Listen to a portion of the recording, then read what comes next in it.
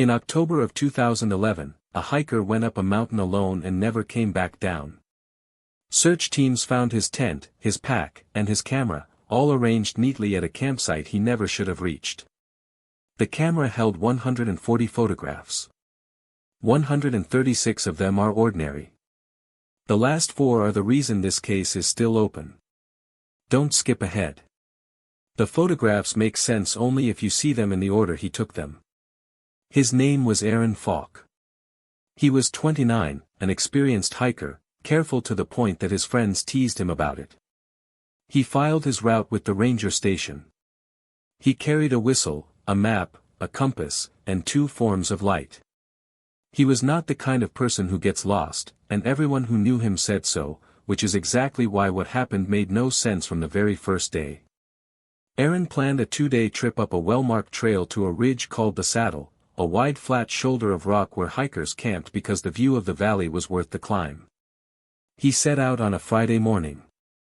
He was due back Sunday. When he did not answer his phone Sunday night, his sister called the rangers, and by Monday afternoon a search was underway. They found his campsite quickly, because it was exactly where he had said it would be. And that was the first strange thing. The tent was pitched. The pack was inside, dry and undisturbed. His sleeping bag was rolled out. His stove had been used, once, and cleaned. Everything was in order, the campsite of a careful man who had settled in for the night and then simply walked away from it, leaving even his jacket behind on a cold mountain in October. There were no signs of an animal. No blood. No struggle.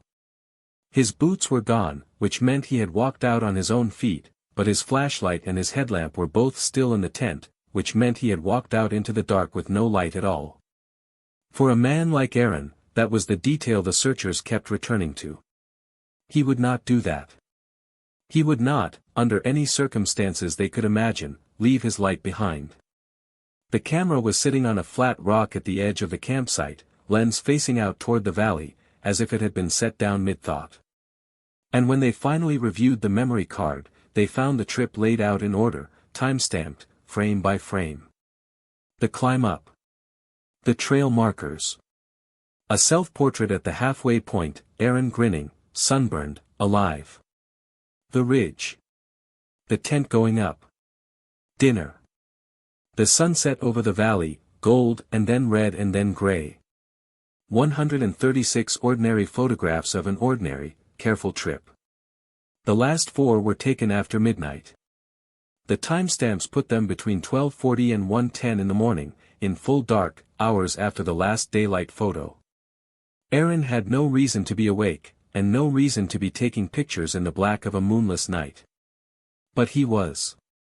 And he used the flash. The first of the 4 shows the tree lean at the edge of the campsite. Just trees, lit harsh and white by the flash, the dark pressing in behind them. Nothing else. The second shows the same tree lean, but the camera has turned slightly, and the trees are closer, as if he had taken a few steps toward them. The third is closer still, close enough that you can see the gaps between the trunks, the black spaces where the flash does not reach. And in one of those gaps, low to the ground, there is a pale shape that the investigators have never officially described, and that Aaron's family has asked never to be published. The 4th photograph is the one that ends the case, and starts every argument about it. It was taken at 1:10 in the morning. It is not pointed at the trees. It is pointed back, at the campsite, at the tent, from inside the tree lean. Aaron had walked into the forest in the dark, with no light, holding only his camera, and turned around, and photographed the place he had come from. In the frame you can see the tent, small and yellow and far away.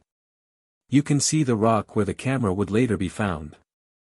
And the angle, the investigators determined, means Aaron was standing about 40 feet inside the trees when he took it, facing back toward safety, toward his light, toward everything he had left behind.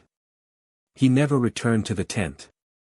The camera was found on the rock, facing the valley, which means someone, or something, carried it back out of the woods and set it down exactly where Aaron had first left it, lens out, as if nothing had happened. His footprints led into the trees. They did not lead back out. And beyond the fourth photograph, the 40 feet of forest where Aaron Falk turned to look back at his own campsite, the search teams found nothing at all. Every theory breaks on the same wall. If he wandered off confused, why the photographs, taken deliberately, in sequence, moving toward the trees? If he was chasing something, why walk away from his only light? If something took him, whose hands carried the camera back and set it down so carefully? And the pale shape in the third photograph, the one his family will not let anyone publish, refuses to be either a trick of the flash or anything a search dog could find. The case file lists Aaron Falk as missing, presumed dead, cause unknown. His sister keeps the camera now, though she has never printed the last 4 frames. She says she doesn't need to. She says she already knows the order they go in, and that the order is the whole thing. He was in his tent, warm, safe, careful. And then something at the edge of the trees was worth walking into the dark for. Worth leaving his light behind. Worth turning around, one last time, to take a photograph of the life he was stepping out of. The mountain is still there. The trail is still marked. And no one has ever explained what was standing in the gap between the trees, waiting for a careful man to come closer.